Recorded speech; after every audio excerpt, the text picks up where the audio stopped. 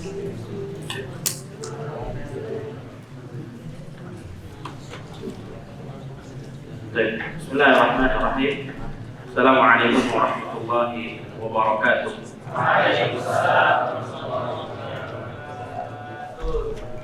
Alhamdulillahi hamdan katsiran thayyiban mubarakan fihi kama yuhibbuna wa yarda. Asyhadu an la ilaha illallah wahdahu la syarika lah wa asyhadu anna Muhammadan 'abduhu wa rasuluh.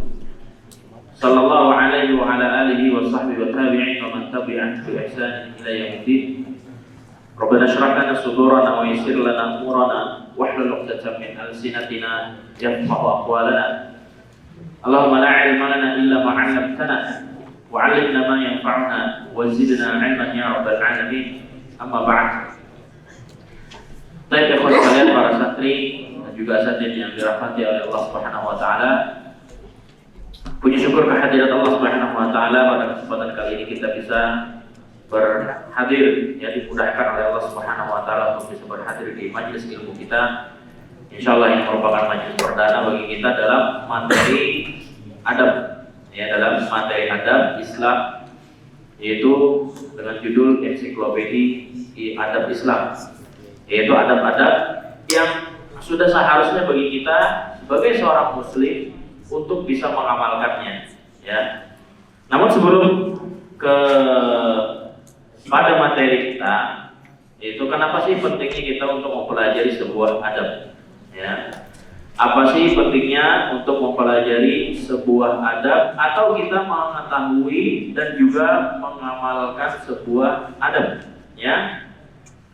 Karena hakikatnya sebuah ilmu itu akan masuk lewat sebuah gerbang. Sebagaimana hal segala sesuatu itu mau masuk kepada suatu tempat, mesti ada sebuah pintu, mesti ada sebuah gerbang, mesti ada sebuah jalur, ya, tempat untuk masuk tersebut.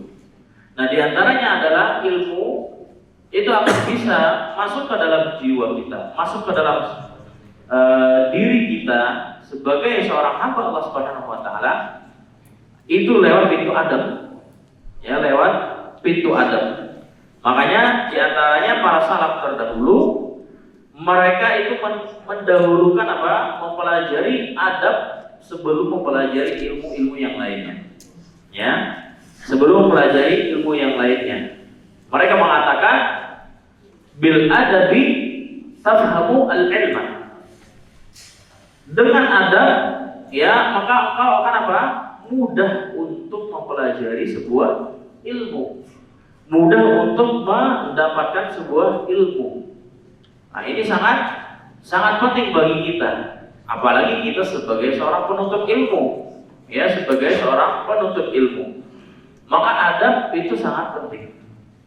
Adab apakah hanya berkaitan dengan antar sesama? Tidak. Ada adab yang berkaitan juga terhadap diri sendiri. Adab terhadap diri kita sendiri. Adab kita bagaimana sesama tempatnya. Adab juga bagaimana kita dalam bersosial, muamalah bersama orang lain, tamu atau yang tidak kita kenal. Terlebih adab tentang misalkan kepada siapa? Guru kita, ustadz kita, orang tua kita, kalau misalnya kita sedang di rumah, ya. Kemudian adab di dalam majelis ilmu, itu semua ada adab-adabnya, ada tata caranya. Dan Islam, agama kita, agama Islam itu sudah menjelaskan secara lengkap, secara kompleks, ya, tentang adab-adab tersebut, tentang adab-adab tersebut. Makanya bahkan sampai ketika Nabi SAW meminta persaksian kepada para sahabat tentang apa? Apakah beliau di akhir masa hayat hidup beliau atau di akhir kehidupan beliau meminta persaksian, apakah beliau sudah menyampaikan seluruh perkara yang diamanahkan oleh Allah Subhanahu wa taala kepada beliau dan sudah disampaikan kepada para sahabat ketika itu. Maka para sahabat mengatakan, sudah kau sampaikan wahai Rasulullah. Maka kemudian Rasulullah SAW meminta persaksian, ya Allah, Allahumma sya Allah, masya Allah, masya. Ya Allah, saksikanlah pengakuan para sahabat tersebut. Saksikanlah pengakuan para sahabat tersebut. Bahkan sampai yang mengatakan kembali dalam riwayat apa? Bahkan Nabi Shallallahu Alaihi Wasallam itu sudah mengajarkan bagi kita bagaimana tentang tata cara al-qiraah. Apa al-qiraah? Cebok. Udah ngajarin tata cara cebok, tata cara apa istilahnya bersuci dari hadas. Baik itu kecil ataupun hadas besar, ya itu sudah Rasulullah SAW sampaikan.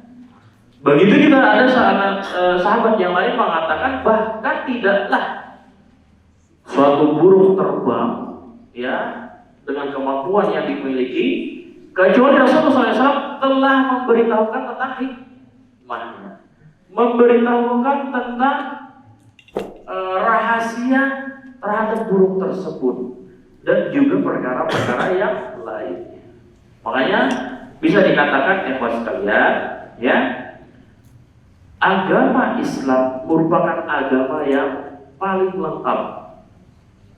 Agama Islam merupakan agama yang paling lengkap dalam apa? Dalam informasi pembelajaran tata cara kehidupan kita. Walaupun kehidupan hanya secara duniawi, apalagi secara apa? Agama. Ya, kehidupan secara agama.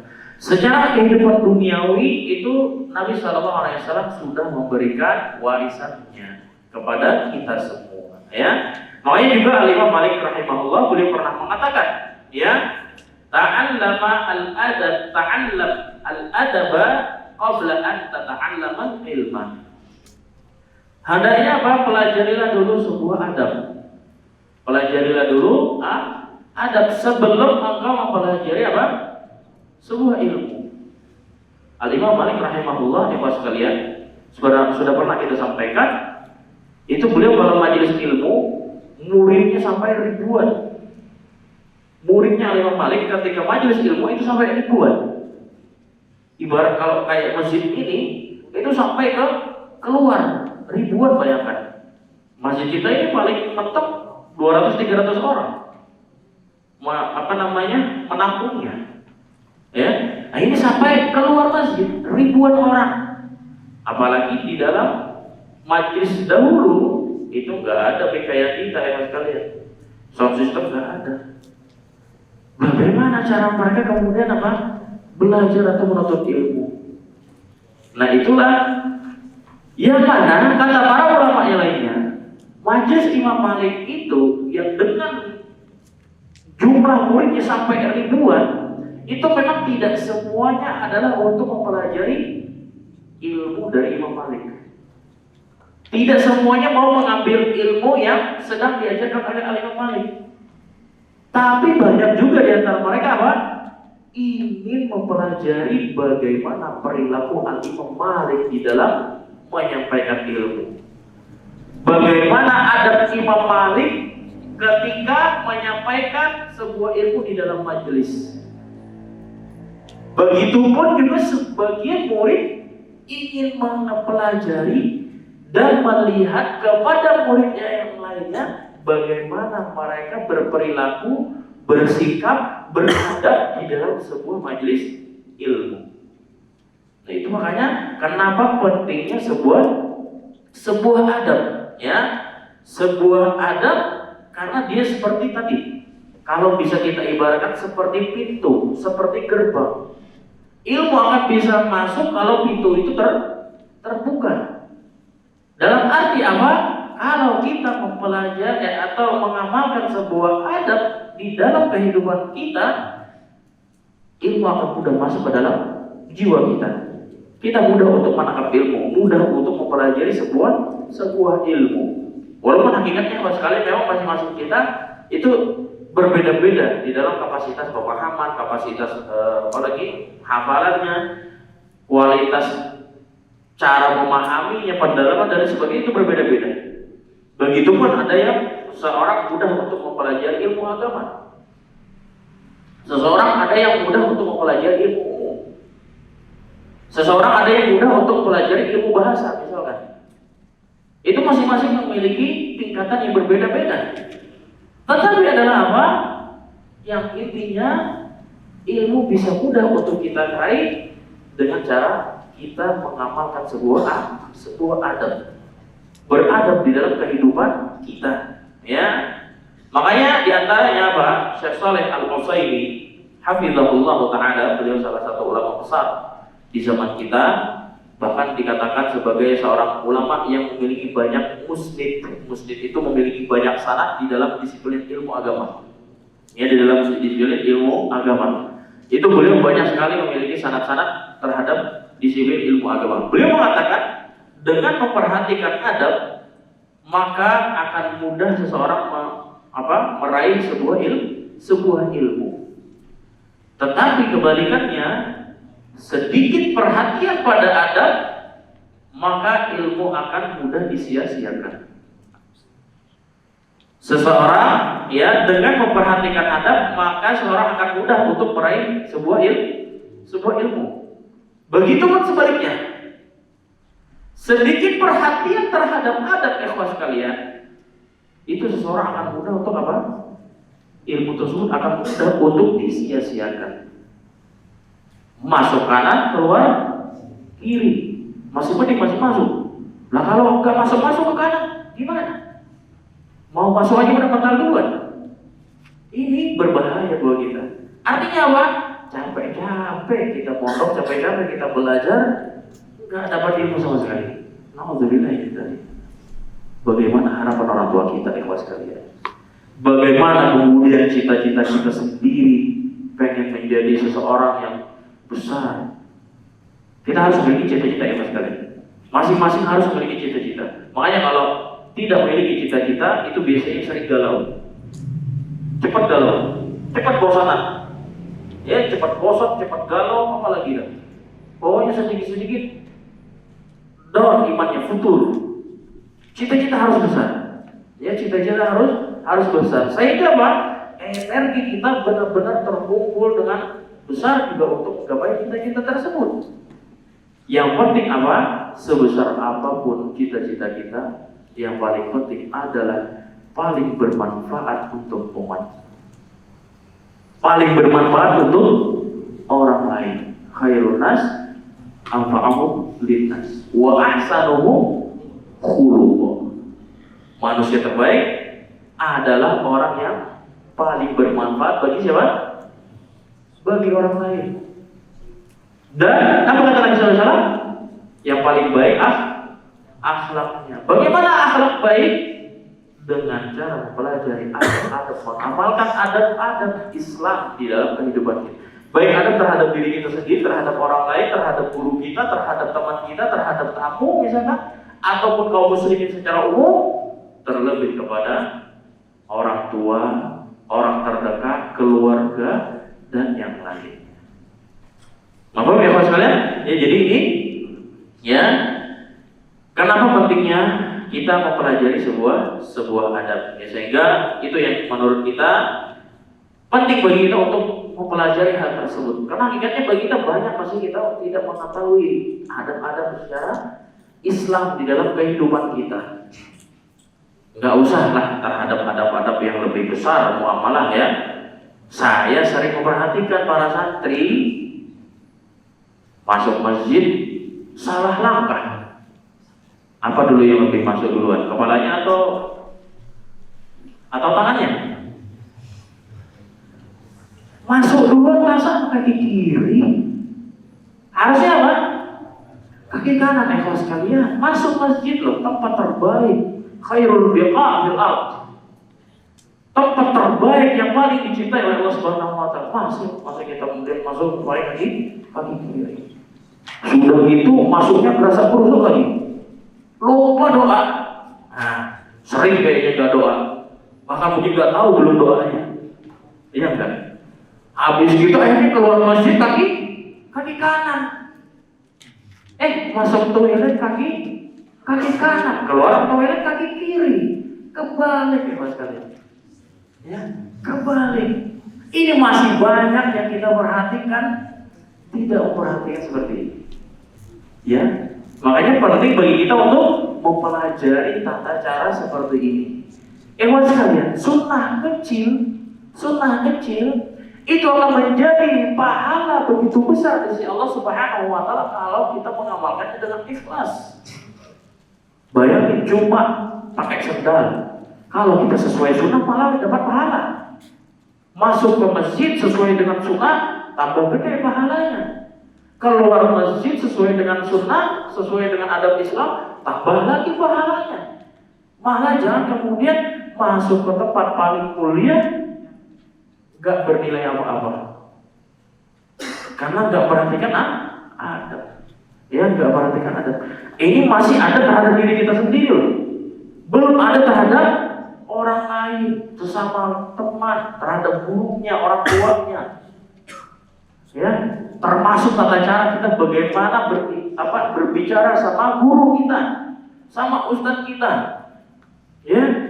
Baik itu berbicara secara langsung, secara fisik dalam dunia kenyataannya, ataupun lewat apa? HP.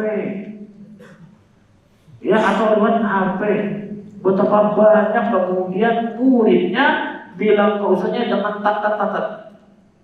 Pakai HP. Kadang us doang lagi disingkat. Kadang tatnya doang lagi. Kadang ketinggalan huruf U-nya, Ustaz tapi pakai D lagi. Ustaz, emangnya kayak Ustaz mau balapan?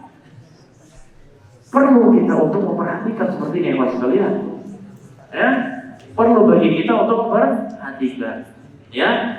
Baik, pada kesempatan kali ini kita akan mempelajari secara singkat, yaitu tentang adab yang pertama setidaknya dalam kehidupan kita.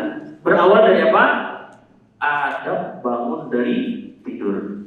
Nah, insyaallah pada saat kali ini kita akan mempelajari adab bangun dari tidur kita.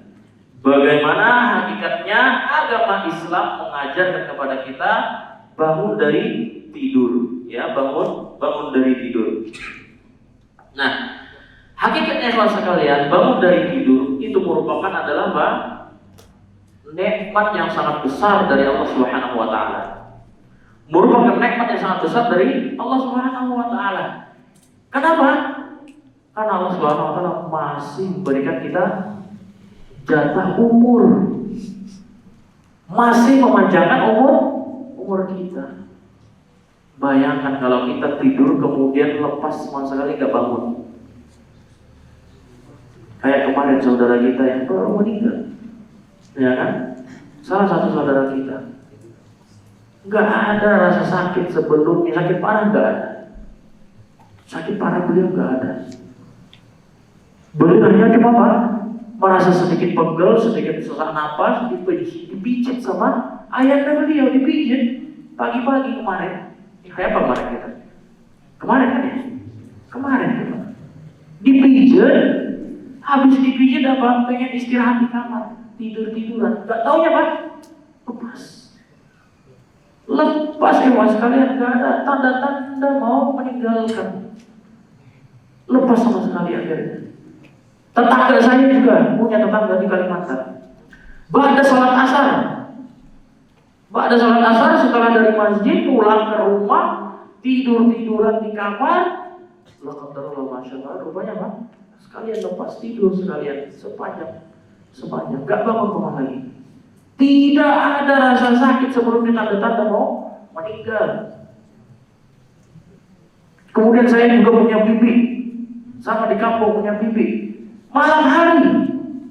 Di malam hari, ba'da isya, setelah makan malam, sakit perut. Akhirnya buang air ke toilet. Buang air ke toilet, setelah selesai, siap-siap mau tidur malam. Rupanya sekalian tidur malam, gak bangun lagi. Gak ada tanda-tanda sebelumnya, sekalian. Makanya bangun tidur, Allah masih memberikan kita nikmat yang besar, masih memberikan kesempatan untuk kita bisa bangun sebagai seorang hamba, masih memberikan kita kesempatan bangun sebagai seorang manusia. Bukan ketika bangun kita sudah sebagai seorang roh yang terbang di alam gaib sana. Tahu-tahu sudah melihat, lah kok saya kok ada di tempat tidur, padahal kita sudah keluar dari jasad kita lah. Kalau masalah naudzubillah. Yang jelas adalah bangun tidur itu merupakan salah satu nikmat yang besar yang Allah berikan kepada kita. Allah telah masih memanjangkan umur kita, masih berikan kita kesempatan untuk masih bisa hidup agar terus menambah amal soleh, menambah ibadah, menambah pahala, menambah bekal di sisi Allah Subhanahu wa Ta'ala. Nah, maka dari itu bangun tidur pun ada beberapa tata caranya. Agar apa? Bangun tidur kita sebagai bentuk rasa syukur kepada Allah Subhanahu wa Ta'ala. Sebagai bentuk rasa syukur kepada Allah Subhanahu wa Ta'ala. Dan tentunya ini adalah hal-hal yang perlu kita amalkan sesuai dengan kemampuan kita masing-masing. Ya, sesuai dengan kemampuan kita masing-masing. Para sahabat, para ulama terdahulu yang namanya masalah tidur malam, ya, kalau Nabi SAW di antara sunnahnya memang adalah tidur cepat. Tetapi ilmu sering menyibukkan mereka. Terkadang bahkan sering para ulama terdahulu tidur malam itu memang jatahnya lebih sedikit dari dari hidupnya atau dari bangunnya. Ya, dari bangunnya. Alapun hal bangun tidur, bagaimana kita bisa melakukan sebuah amalan yang itu adalah sesuai dengan adab Islam, sesuai dengan sunnah Nabi Sallallahu Alaihi Wasallam sebagai bentuk rasa syukur kita kepada Allah Subhanahu wa Ta'ala. Baik, yang diantaranya adalah apa? Ya, ketika bangun tidur, yang pertama hendaknya kita menyaksikan nikmat Allah Subhanahu wa Ta'ala tersebut. Kita akui secara hati, kita ucapkan kemudian secara lisan, kita sadarkan secara keseluruhan. Bangun tidur, kita masih diberikan bisa bangun tidur. Allah masih berikan nikmat. Kalau sekalian sakit sedikit aja kita susah bangun dari tidur. Ya, sakit kepala susah mau bangun dari tidur. Sakit, apalagi sakit yang lain yang lebih parah, pasti akan susah untuk bangun dari tidur. Nah, makanya ketika kemudian Allah membangunkan kita, saksikanlah nikmat Allah Subhanahu wa Ta'ala tersebut. Dengan apa? Dengan hatinya, dengan akalnya, dengan kesadaran sepenuhnya dalam hidupnya. Ya, bahwasanya Allah Subhanahu wa Ta'ala masih memanjangkan umur bagi dirinya. Ini yang pertama. Yang kedua adalah apa? Hendaknya ketika bangun tidur kita langsung mengusap muka kita dengan kedua tangan. Ya, dengan kedua telapak tangan. Mengusap muka, ya, mengusap wajah. Jadi bangun tidur kita langsung usap wajah kita. Ya, kita usap wajah kita. Apa tujuannya? Yaitu untuk menghilangkan bekas-bekas tidur kita. Pasti kan bangun tidur masih ada rasa kantuk, ya kan? Berat sekali mata kita. Lebih berat daripada kita jogging 5 kilo. Ya kan? Atau jalan kaki sampai 20 kilo. Lebih berat dari itu. Ya. Setidaknya apa? Ketika setiap bangun tidur, usap kedua mata lagi. Usap wajah kita secara keseluruhan sambil pijit-pijit sedikit dengan kedua telapak tangan kita, tapi tidak usap dengan kakinya. Gimana? Usap pakai kaki ya? Biar sekalian cepat bangun ya, gak ngantuk lagi ya. Tapi jangan kemudian temannya, hati-hati nih sekalian. Temannya jangan usil. Pas temannya tidur, akhirnya apa? Tangannya diberi kasih arak atau spidol hitam. Pas usap-usap, akhirnya malah jadi hitam. Jangan lagi, ini malah jahil. Ya, jahil, jangan. Baik, usap wajah dengan kedua tangan. Ya, sebagaimana yang pernah diriwayatkan dalam sebuah hadis atau dalam sebuah riwayat dari Ibnu Abbas radhiyallahu anhu, di mana beliau pernah berkata, ya, secara artinya langsung, aku pernah bermalam di rumah bibiku, yaitu Maimunah radhiyallahu anha. Kemudian Rasulullah SAW bangun lalu mengusap wajah beliau dengan tangannya setelah itu, dan mengusap wajahnya dengan tangannya. Nah, setelah itu beliau membaca 10 ayat terakhir surat Ali Imran. Ya, setelah bangun, ya setelah benar-benar sadar, baru beliau membaca 10 ayat terakhir dari surat Ali Imran. Jadi adanya ketika awal bangun, ya langsung setidaknya kita usap dulu wajah kita dengan kedua tangan untuk menghilangkan bekas-bekas atau sisa-sisa dari rasa kantuk tersebut. Ya, rasa kantuk tersebut. Tapi kalau masih ngantuk-ngantuk, jangan sampai tempeleng-tempeleng lagi. Ya, udah diusap gak mampu, dipukul-pukulin lagi, enggak, jangan. Ya, tetap usap, ya, dipijit sedikit-sedikit sambil relaksasi di antara di wajah kita. Nah, kemudian yang ketiga adalah apa? Sunnahnya hendaknya juga ketika bangun tidur itu kita membaca zikir-zikir yang disyariatkan dalam agama kita kepada Allah Subhanahu wa taala. Apa saja zikir tersebut? Di antaranya, ya zikirnya ada beberapa macam. Di antaranya zikir yaitu kalimat tauhid.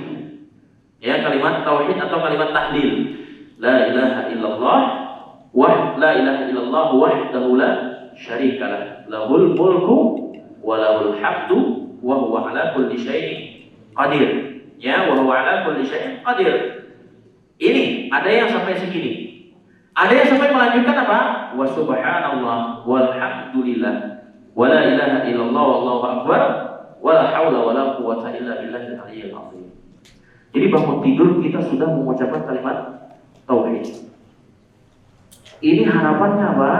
Tujuannya dalam kehidupan kita di hari itu kita berada di dalam apa istilahnya? Penjagaan Allah Subhanahu wa taala. Keimanan kepada Allah Subhanahu wa taala. Baru bangun tidur langsung mengucapkan zikir. Ya, langsung mengucapkan zikir. Bukan baru bangun tidur langsung nyanyi baru ada 5. Ya, ada enggak kayak gitu? Ya, atau bangun tidur langsung minta macam-macam. Enggak. Tapi zikir. La ilaha illallah wahdahu la syarikalah, lahul mulku wa lahul hamdu wa ala kulli syai'in qadir. Wa subhanallahi walhamdulillah wa la ilaha illallah wallahu akbar wa la haula wa la quwwata illa billahil aliyyil azim. Zikir yang kedua yaitu doa bangun tidur, yaitu apa? Alhamdulillahilladzi ahyana ba'dama amatana wa ilaihin nusyur. Ada yang belum hafal nih? Ada yang belum hafal? Subhanallah, para ulama karyawan sekalian, keterlaluan sudah belasan tahun atau hidup gak hafal juga bangun tidur. Wah, ini tuh gak pernah bersyukur pada Allah Subhanahu wa taala. Ya. Jadi mengucapkan zikir tersebut sebagai apa? Pujian kepada Allah Subhanahu wa taala. Alhamdulillahilladzi ahyana. Segala puji bagi Allah Subhanahu wa taala yang telah mengembalikan ruhku, menghidupkanku kembali. Ya. Ba'dama amatana. Ya, setelah Allah mematikan kami sebelumnya, yaitu dengan tidur. Tidur itu makanya disebut dengan kematian kecil. Ya, al-mautus shaghir. Al-mautu al-asghar, mautul asghar. Ya, kematian yang kecil. Roh kita dipegang oleh Allah Subhanahu wa taala, dijamin oleh Allah Subhanahu wa taala. Baik. Ya, jadi itu, alhamdulillahilladzi ahyana ba'dama amatana wa ilaihin nusyur. Ya. Atau tadi doa yang lain 10 terakhir dari surat Ali Imran. Ya, 10 terakhir, ayat 10 terakhir dari surat Ali Imran. Ya, jadi 10 ayat terakhir dari surat Ali Imran. Ini diantara beberapa zikir dan doa yang disunnahkan ketika bangun tidur. Ya, ketika bangun tidur. Paham ya, Pak? Baik, ya tadi sudah mensyukuri nikmat Allah, ya, menyaksikan nikmat Allah secara penuh kesadaran, mengusap wajah dengan kedua telapak tangannya. Kemudian yang ketiga adalah berzikir kepada Allah Subhanahu wa taala, ya. Nah, namun ada juga zikir ya yang dikhususkan, ya, yang dikhususkan adalah apabila kita apa istilahnya itu bangun terkaget-kaget, bangun kaget, atau misalkan bangun dari mimpi, biasanya kan kayak gitu tuh, bangun dari mimpi terkaget-kaget tuh. Apalagi khususnya mimpi-mimpi yang tidak disenengin. Ya, ada mimpi-mimpi yang tidak disenengin, entah jatuh dari atap lah misalnya. Ada kan kayak gitu tuh, tahu jatuh dari atap tahu kita? Kaget gitu kan, ya, dikira beneran gitu kan, nggak taunya jatuh dari ranjang. Nah, ada beberapa doa yang atau zikir atau ketika kita tersentak bangun tidurnya, kaget. Itu apa zikirnya? A'udzu bikalimatillahit tammah min ghadabihi wa iqabihi wa syarri ibadihi wa min hamazati syayatin wa an yahdurun. Ya, wa an yahdurun. Kita ulangi. Ya, atau bisa sambil baca, sambil catat, atau langsung hafal. Kayak Imam Syafi'i, sekali dengar langsung hafal. Latihan untuk mengajar kualitas kali Imam Syafi'i. Tapi jangan sombong. Jangan sombong. Ya, mentang-mentang saya sudah sampai kualitasnya Imam Syafi'i. Akhirnya di majelis ilmu gak pernah bawa kitab, gak pernah bawa pulpen, gak pernah bawa buku. Kisahnya langsung hafal. Padahal hafal ketika itu setelah keluar dari majelis apa ya? Baik, itu apa tadi? A'udzu bikalimatillahi tammah min ghadabihi wa iqabihi. A'udzu bikalimatillahi tammah min ghadabihi wa iqabihi wa syarri ibadihi wa min hamazati syayatin wa an yahdurun wa min hamazati syayatin wa an yahdurun. Ya, ini udah didikti pelan ini. Ya, kalau untuk kuliah harus cepat. Karena dosen nggak mau diulang-ulang. Baik, itu.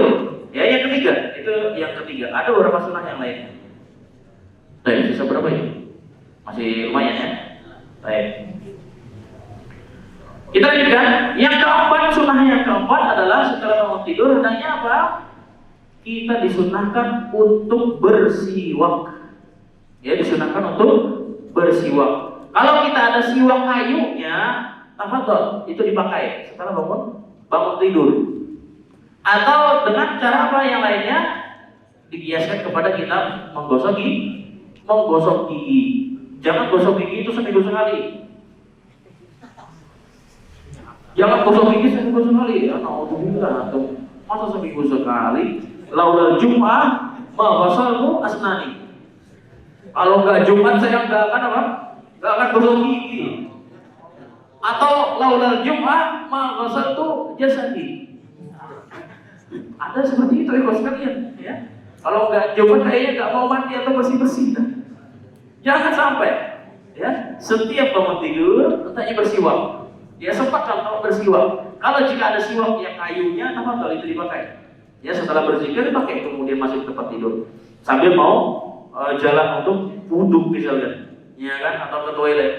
Nah, sambil bersiwak. Ketika di toilet, kemudian ditambah dengan gosok gigi, ya, dengan gosok gigi. Hal ini adalah berdasarkan riwayat dari Nabi Shallallahu Alaihi Wasallam. Ya, di mana beliau kana yanamu illa wasiwaku inda ra'sihi. Fa idza stayaqadha bada'a bis-siwak. Jadi tidaklah Nabi Shallallahu Alaihi Wasallam itu tidur kecuali sebuah siwak itu beliau letakkan di mana? Di kepalanya. Ya, beliau letakkan di kepalanya, bukan di kepala, di atas kepala, enggak. Maksudnya di samping, ya, di samping kepalanya. Itu pasti ada siwak di dekat dengan kepalanya. Dekat dengan kepala Nabi SAW. Nah, jika beliau terbangun atau jika beliau bangun tidur, maka beliau mulai dengan apa? Bersiwak. Ya, mulai dengan bersiwak, setelah kemudian zikir tadi, ya, dengan sunnah-sunnah yang lain. Ya, jadi karena siwak itu diantara fungsinya juga selain membersihkan gigi kita dari segala kotoran, itu setidaknya apa? Mengurangi bau mulut. Ya, baunya seperti dunia dan seisinya. Rongganya kecil, tapi baunya kayak dunia dan seisinya. Ya, gimana tuh? Bisa dibayangin saja, terserah. Ya, jadi setidaknya itu bisa mengurangi hal tersebut, ya, bau-bau yang tidak sedap, ya, bahkan tidak sedap sama sekali. Ya, nah, jadi untuk itu didahulukan juga dengan bersiwak. Baik, itu yang keempat. Yang kelima sunnah lainnya, adab yang lainnya kelima ketika bangun dari tidur, yaitu adalah apa? hendaknya seseorang mencuci kedua tangannya terlebih dahulu sebanyak 3 kali. Mencuci kedua tangannya terlebih dahulu sebanyak 3 kali sebelum apa? Sebelum cebok dengan yang lainnya, cuci tangannya dulu. Ya. Kemudian sebelum wudu cuci tangannya dulu. Sebanyak 3 kali. Hal ini juga berdasarkan sabda Nabi sallallahu alaihi wasallam. Ya. Idza stayqadha ahadukum min nawmihi fala yaghmis yadahu fil ina hatta yaghsilaha thalathan fa innahu la yadri ayna batat yaduhu. Jika salah seorang dari kalian itu bangun dari tidur, maka jangan mencelupkan tangannya terlebih dahulu ke dalam sebuah bejana atau tempat air, atau di kita apa pakai ember, ya kan? Jangan mencelupkan tangannya langsung ke dalam ember. Sampai apa? Sampai dia mencucinya terlebih dahulu sebanyak 3 kali. Cuci kedua tangannya sebanyak 3 kali sebelum mencelupkannya ke ember ataupun bejana atau tempat air yang lainnya. Kenapa? Sesungguhnya ia tidak tahu di mana tangannya bermalam. Nah itu. Gak ketahuan dia tangannya bermalam di mana. Siapa yang sadar ketika kemudian tidur lagi garu-garu? Nah, ya kan? Itu. Atau pas tidur nyentuh hal-hal yang kotor, itu tidak disadari. Makanya disuruh untuk cuci tangan dulu sebanyak 3 kali. Karena dia nggak tahu di mana tangannya nginep begitu. Ya. Apakah nginep di masjid atau tangannya nginep di mana? Di lapangan ya? Di lapangan. Enggak, ya maksudnya tidak tahu dia ketika tidur menyentuh apa, menyentuh benda apa. Entah yang khawatir adalah apa? Dia menyentuh sesuatu yang kotor. Ya, menyentuh sesuatu yang kotor, entah itu yang melekat di badannya ataupun yang melekat di luar badannya. Makanya hendaknya ketika bangun tidur, tentu apa? Mencucinya juga terlebih dahulu, ya sebanyak 3 kali sebelum memasukkan ke air atau tempat airnya. Ya, nah ini merupakan adalah apa? Sebuah adab bagaimana Nabi SAW mengajarkan kepada kita tata cara yang Islami. Bagaimana Nabi SAW sangat memperhatikan kebersihan. Kita azan dulu kan? Atau azannya nanti? Azan kemarin gimana? Azan dulu atau nanti? Oh nanti.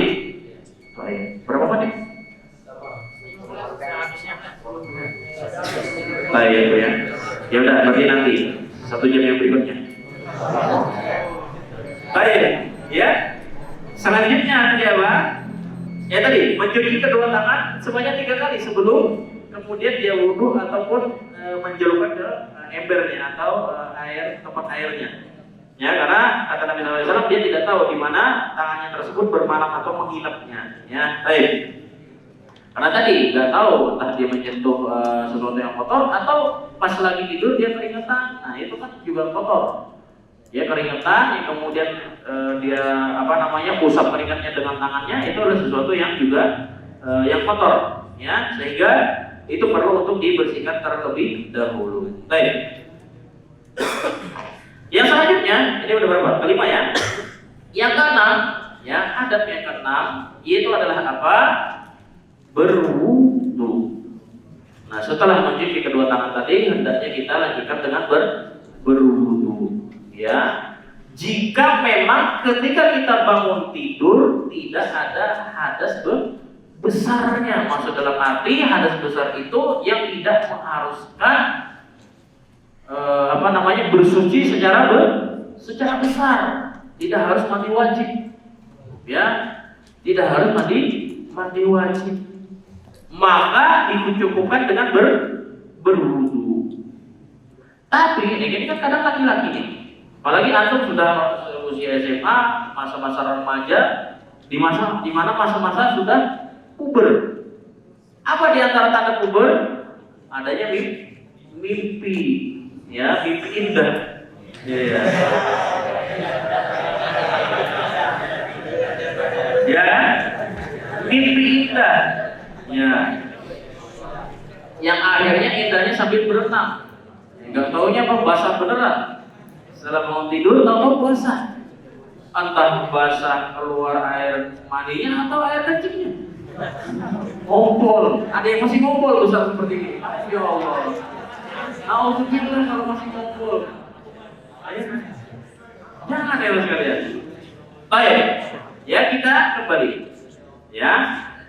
Jadi kalau seseorang, ya hakikatnya kalau sekalian mimpi basah, mimpi basah itu berlaku baik itu laki-laki dan perempuan.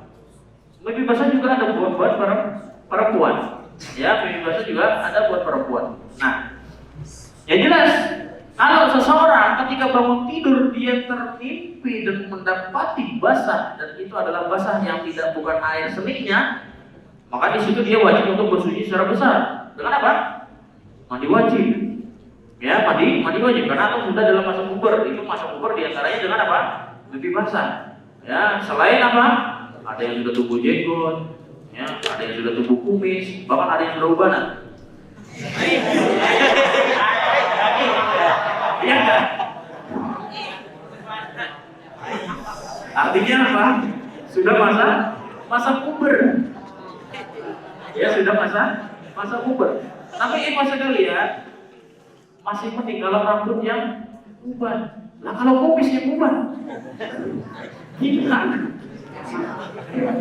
Atau jenggotnya udah ubanan. Ya, padahal baru tumbuh 1-2 udah ubanan. Ya. Baik. Yang keenam tadi adalah apa? Bersuci. Baik itu wudu, kalau tidak harus dia dengan mandi wajib. Paham? Jadi kalau dia tidak bisa ketika bangun tidur tidak mengalami mimpi basah ataupun tidak mendapati dia basah, ya, maka dia bersuci dengan berwudu.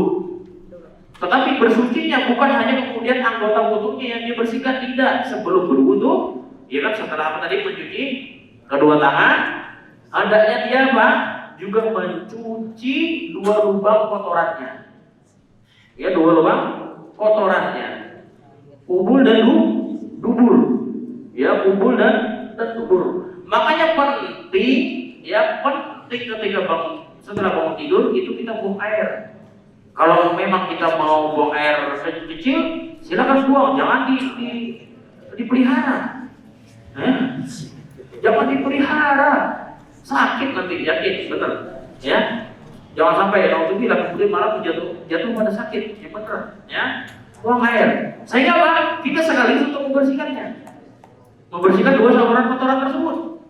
Ubul dan dubur. Bersihkan dengan sebersih-bersihnya. Kalau bisa pakai sabun. Ya. Pakai sabun tanpa harus kemudian pakai bensin. Ya, panas nanti. Baik. Baru setelah itu kita kemudian berwudu, bersuci dengan wudu. Tapi kalau tadi dia mendapati mimpi basah atau mendapati bangun tidur basah, yang basahnya tidak wajar, maka kemudian diwajibkan untuk apa? Mandi wajib, ya, atau mandi besar, ya. Baik, ini bersuci, ya, bersuci. Baik. Nah, karena Nabi Shallallahu Alaihi Wasallam itu juga mengatakan, idza stayqadha ahadukum min manamihi fatawadda. Ya, fatawadda fal yastanthir 3 marrat. Fa inna syaitan yabitu ala khayashimihi. Jika salah seorang dari kalian bangun dari tidurnya, hendaklah ia berwudu. Ya, hendaknya dia berwudu atau bersuci dan beristinthar sebanyak 3 kali. Beristinthar, memasukkan istinthar. Ada istilah di dalam fikih, ada ketika bersuci berwudu ada istilahnya istinthar dengan istinsyaq. Ya, ada istinthar sama istinsyaq. Apa istinthar? Istinthar itu memasukkan air ke lubang hidung. Ya, hirup sedikit. Jangan kemudian dihirup satu gayung habis. Itu namanya minum. Ya, bukan itu bersihin lubang hidung. Tapi masukin air sedikit. Ya, pakai tangan kiri ya, pakai tangan kiri. Ya, pakai tangan kiri. Ya kan? Pakai tangan kanan, masukin, kemudian kulit dengan tangan kiri. Ya, keluarkan. Masukin sedikit, hirup sedikit, kemudian keluarkan dengan tangan kiri. Ya, maksudnya membuangnya dengan tangan kiri. Ya, jadi tapi nggak harus kemudian pakai gayung habis satu gayung dihirup. Itu namanya minum, kehausan. Ya, cukup sedikit satu telapak tangan, ya, atau 3 kali. Ya, di telapak tangan bisa dibikin 3 kali, ya, 3 kali kemudian dibuang. Nah, sampai kemudian setelah itu berwudu, ya, berwudu. Nah, makanya tadi yang keenam berwudu. Makanya yang ketujuh adalah apa? Istinthar. Sebanyak 3 kali mencuci lubang hidungnya. Kenapa? Kata Nabi, karena sesungguhnya syaitan itu bermalam di lubang hidungnya.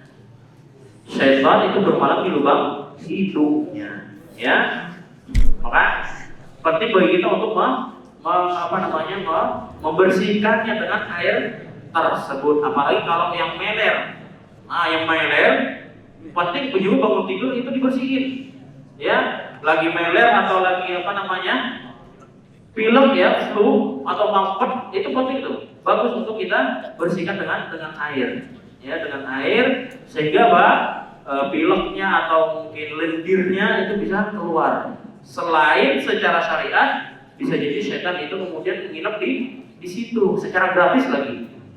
Ya, antum gak ngasih tarif ke setan. Ya, coba kasih tarif mungkin gak mau dia nginap. Ya, baik.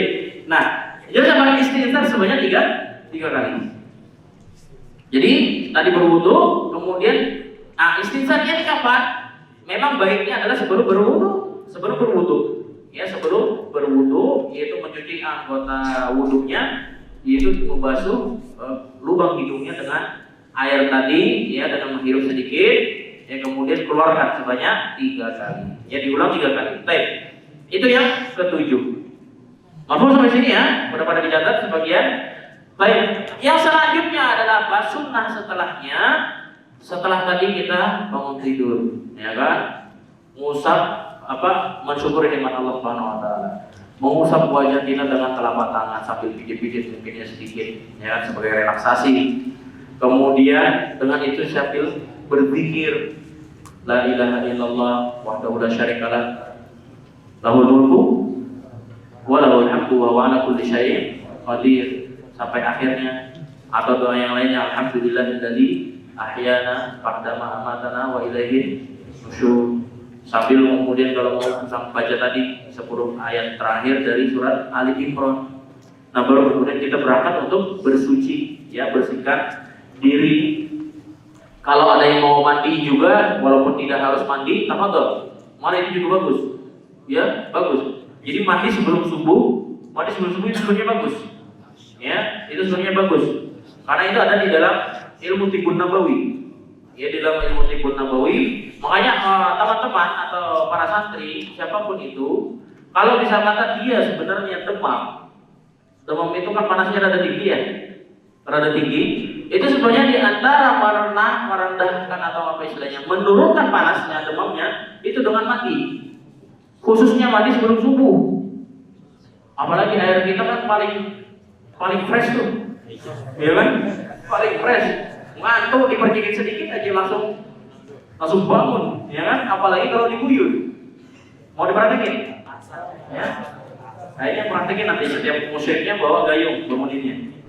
Ya. Baik. Nah, itu juga boleh, silakan sambil mandi.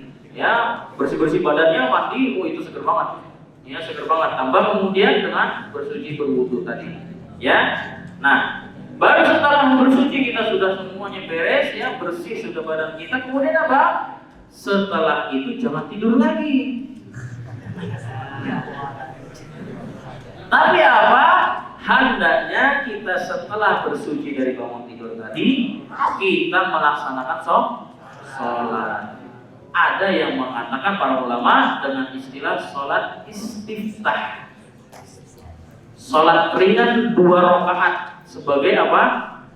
Apa yang bahasa kita pemanasan sebelum sholat malam, ya, atau sebelum sholat tahajud misalkan, atau sebelum sholat yang lainnya, witir, ya, dan sholat sunnah yang lainnya. Itu sholat 2 rakaat ringan, ya, sholat 2 rakaat ringan. Itu juga adalah sabda Nabi Shallallahu Alaihi Wasallam, di mana beliau mengatakan, jika seseorang tidur, maka syaitan akan mengikat tengkuknya dengan tiga ikatan. Ya, syaitan itu akan mengikat tengkuknya dengan 3 ikatan. Syaitan menuliskan pada masing-masing ikatan, malam masih panjang bagimu. Ya, ini pertama. Yang kedua, Pak, malam masih panjang bagimu, maka tidurlah. Wah, ini bisikan-bisikan setan. Kalau ada yang bisikan temannya seperti itu, berarti dia setannya. Ya. Baik. Jika ia bangun dan berzikir kepada Allah, maka terlepaslah 1 ikatan.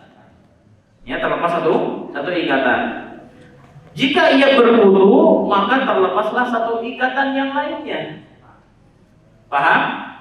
Kemudian jika ia tambah dengan sholat ringan tadi 2 rakaat, maka terlepaslah semua ikatan dan ia akan bangun dalam keadaan penuh gairah dan jiwa yang segar. Jika tidak demikian, ia akan bangun dalam keadaan buruk jiwanya dan juga malas. Makanya matanya, akhirnya apa? Terus zikir. Baik ketika sholat subuh, setelah sholat subuhnya, sampai kemudian mau olahraganya. Zikir terus. Zikir apa? Badannya doang, tapi yang goyang-goyang. Ya kan? Nah, makanya tadi sediatan sunnahnya adalah apa? Setelah kita dalam keadaan sudah bersih, berwudu, bersuci, segera lakukan sholat. Segera laksanakan sholat. Makanya penting bagi kita juga untuk berusaha cepat-cepat setelah bangun, ya beresin tempat tidur, kita bangun, bersihin, bersuci, baru cepat-cepat untuk ke masjid atau tempat ibadah untuk melaksanakan sholat ringan tersebut 2 rakaat.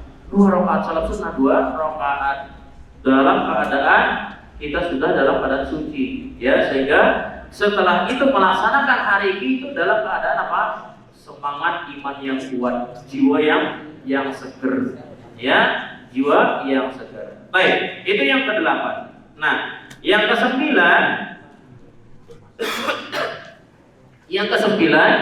itu apa? Hendaknya dia juga merapikan tempat tidur setelah bangun. Ya, merapikan tempat tidur setelah bangun. Jadi setelah bangun tidur, ya dia rapikanlah tempat tidurnya.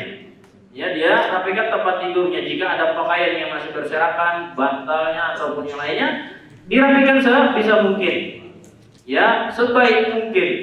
Jadi ketika dia meninggalkan tempat tidurnya, benar-benar dalam keadaan yang terbaik dan juga dalam keadaan yang paling rapi.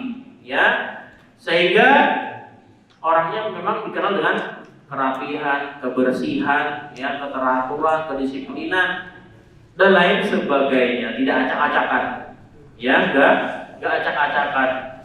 Jadi biasanya akan kelihatan tuh mana kasurnya yang wangi, itu biasanya yang rapi-rapi, ya kan? Tapi kalau wangi dunia dan seisinya, biasanya acak-acakan, ya, biasanya yang acak-acakan. Jadi bagi kita setelah bangun tidur, segera rapikan tempat tidur, dilipat selimutnya, kasur bisa dilipat, ya, kasur bisa dilipat, nggak usah repot-repot, kasur biarin aja. Tapi dilipat apa?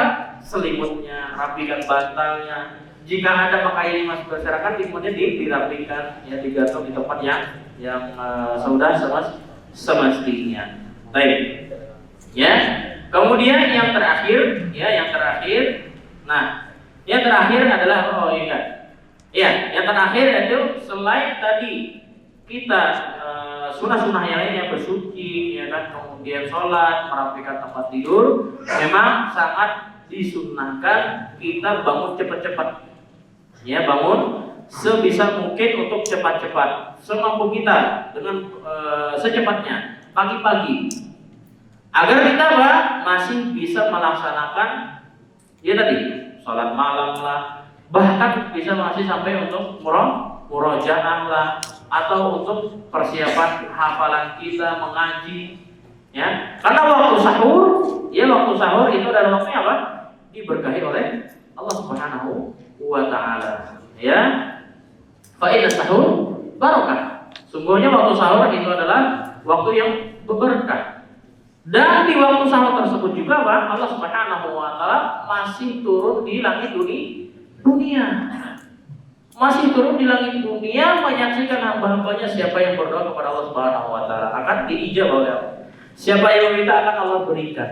Siapa yang meminta ampun Allah akan ampuni.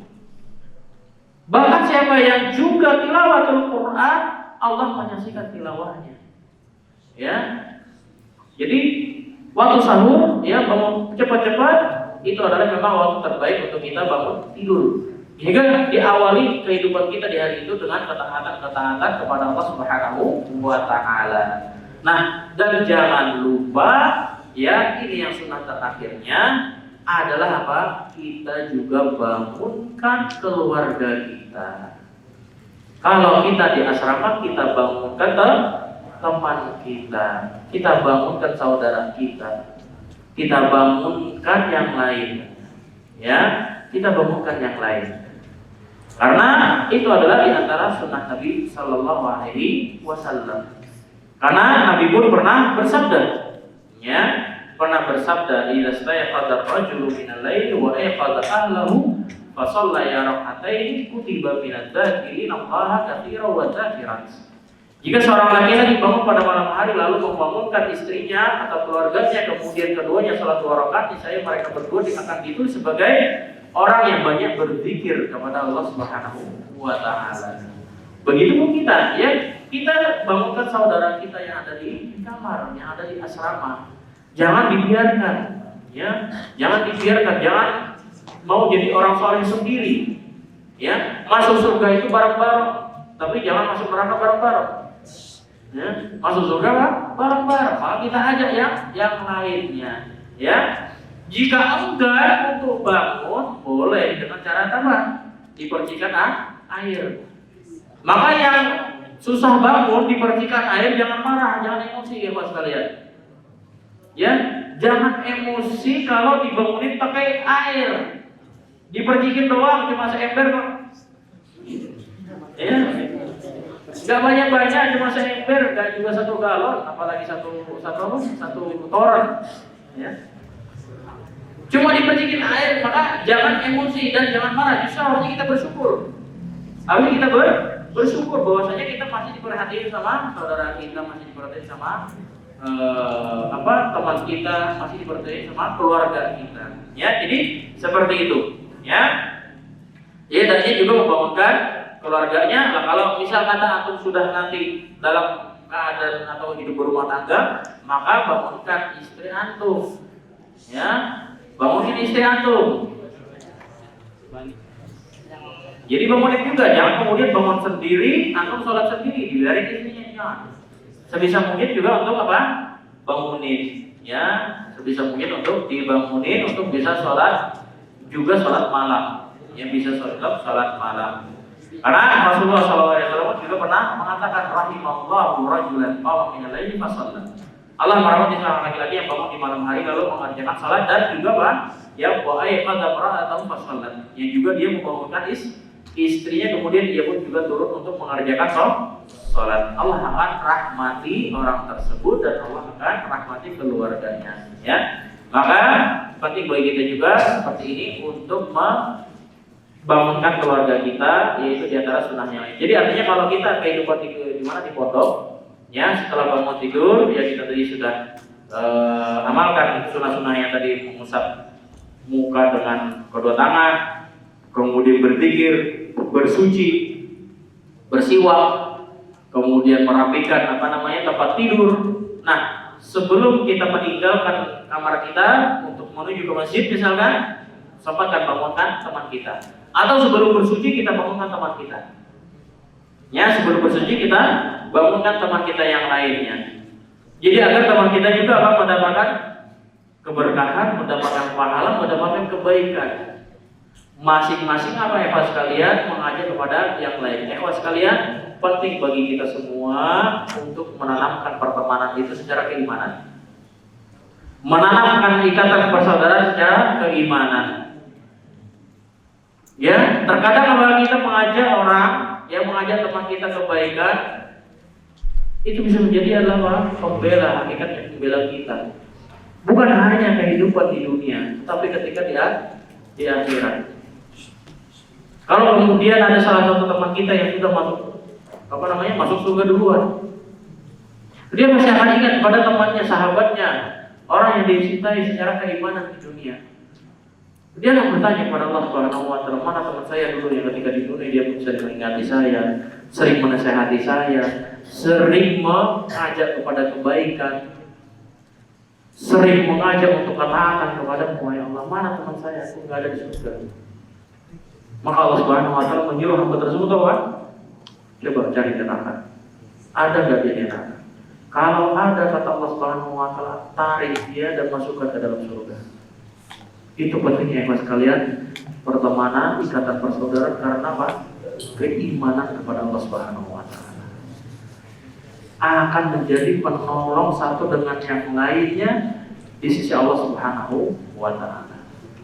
Ya, apalagi kalau ikatan persaudaraan ditambah lagi dengan nasab, maka sangat penting untuk didasari dengan keimanan kepada Allah Subhanahu wa Ta'ala.